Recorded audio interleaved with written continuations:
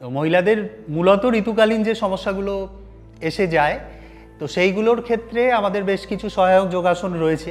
হয়তো সেই সমস্যাটা চলাকালীন যোগাসনটা করা যায় না, কিন্তু বাকি সময়গুলোতে এই যোগাসন করলে সেইগুলো অনেক ক্ষেত্রে খুব নর্মালি তারা লিড করতে পারেন ব্যাপারগুলোতে সমস্যার হাত থেকে। যেমন ভদ্রাসন, যেমন জানুশিরাসন, যেমন গোমুখাসন, এবং সেই সঙ্গে বাটারফ্লাই এক্সারসাইজ একটি মুভমেন্ট রয়েছে যেটি ডাইনামিক মুভমেন্ট কিন্তু খুব ফলদায়ক, নি বেন্ড টুইস্টিং। এই নি বেন্ড টুইস্টিংও আমরা শুয়ে মুভ করি আমাদের পায়ের, এবং মেনলি আমাদের লোয়ার অ্যাবডোমেনের ওপরে প্রেসার দিয়ে আমরা এই কাজটা করি। তো সেক্ষেত্রেও এটা মহিলাদের ক্ষেত্রে খুব সহায়ক হয়।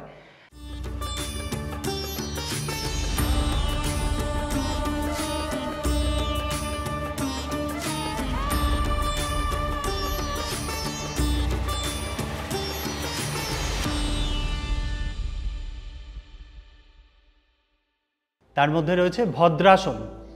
দুটো পাকে আস্তে আস্তে ভাঁজ করতে হবে, দুটো পায়ের পাতা দুটোকে মুখোমুখি রেখে, এবং গোড়ালি আমাদের যত দূর ভিতর দিকে নেওয়া সম্ভব ঠিক ততটাই নিয়ে আস্তে আস্তে হাত দুটিকে হাঁটুর ওপরে চাপ দিয়ে এইভাবে আমাদের বসতে হবে। শিরদাঁড়া থাকবে একদম সোজা, ঘাড় থাকবে সোজা, চোখের দৃষ্টিও সোজা।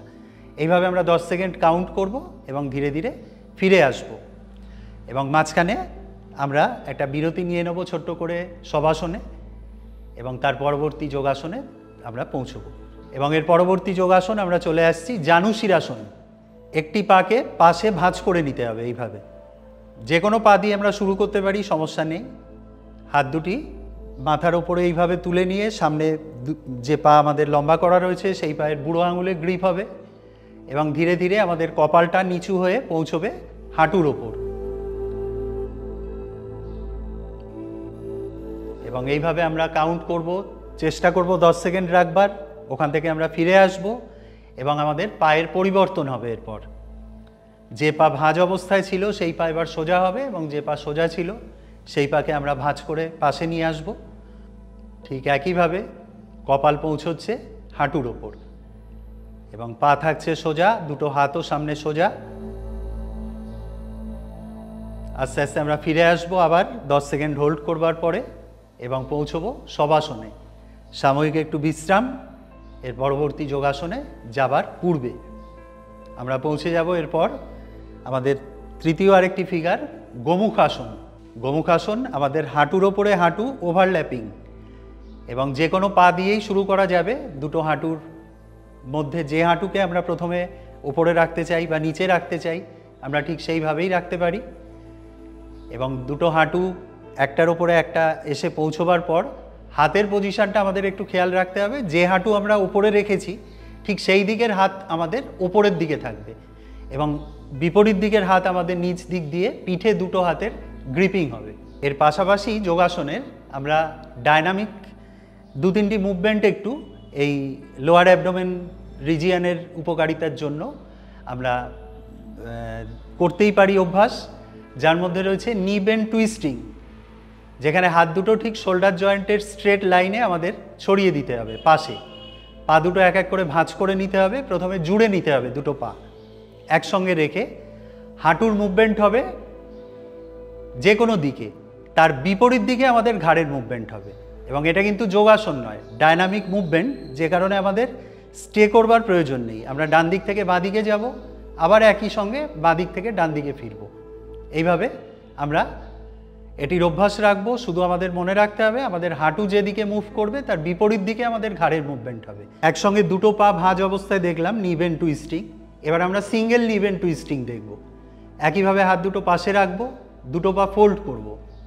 এবার কিন্তু দুটো পায়ের মাঝখানে অনেকটা গ্যাপ রাখবো, অন্তত 1.5 ফুট একটা গ্যাপ আমরা রাখবো।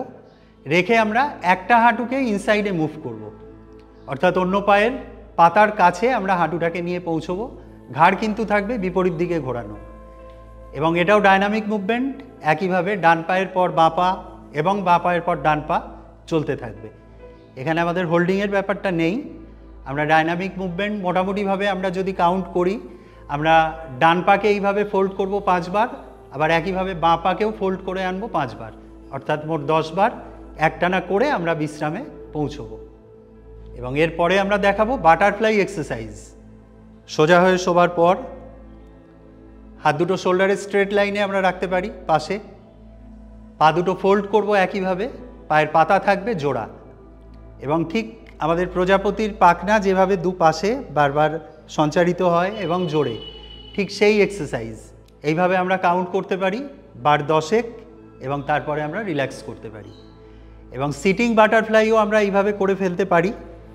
শুয়ে যাদের মনে হচ্ছে যে আমরা করতে পারবো না বা অসুবিধা কিছু, বা যাদের স্পেস হয়তো কম, যেখানে আপনারা করছেন সেই জায়গায় যদি স্পেস কম থাকে, হয়তো শোয়ার সুবিধাটা পাচ্ছেন না, সে জায়গায় আমরা বসেও এই ডায়নামিক মুভমেন্টটা করে ফেলতে পারি। সেখানে আমাদের এইভাবে বসে ঠিক দুটো পায়ের চেটো মুখোমুখি রেখে সামনের দিক পায়ের এইভাবে গ্রিপ করে আমরা হাঁটুকে মুভ করতে পারি। যোগাসন এমনই একটা জিনিস যে এখানে কিন্তু বাহ্যিক যেসব উপকরণ, মানে খুব খরচ সাপেক্ষ যে উপকরণগুলো লাগে, সেগুলো কিন্তু কিছুই প্রয়োজন হয় না। শুধুমাত্র একটা বড় শতরঞ্চি, মানে ওনার যিনি করবেন তার প্রমাণ মাপের একটা শতরঞ্চি বা একটা বড় টাওয়েল, এটা পেতে খুব অল্প পরিসরে উনি কিন্তু যোগাভ্যাসটা করতে পারেন।